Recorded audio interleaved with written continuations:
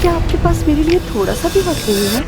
देखिए मैडम, आप मेरी पसंदीदा पेशेंट हैं, लेकिन आज मैं बहुत मसरूफ हूँ। I am really sorry. फिर कभी। कुछ ज्यादा ही तुम्हें हाथ नहीं लगा रही थी वो। बहुत देर से देख रही हूँ मैं कुछ समझा नहीं। चलन, मोहब्बत, जुनून और क्या। ऑपरेशन रूम में मुझे कुछ जरूरी तब्दीलियां करनी है, आकर जरा देख लो। मुझे पता है मैं तुम्हारी कदर नहीं कर सका। क्या कुछ सोचा था, हम लोग साथ रहेंगे, शादी करेंगे, साथ काम करेंगे, ये सब कुछ सोचा था हमने। क्या तुम वो सब कुछ भूल गई हो?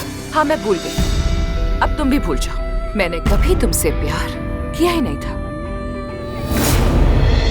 अगर तुम दोनों का कॉमेडी शो खत्म हो गया तो फिर मैं चलता हूँ। अरे रुको तो आमिर, बताओ मुझे हुआ क्या। आमिर, मैं जानता हूँ अली बचाकची तुम्हारा सांप का आशिक है।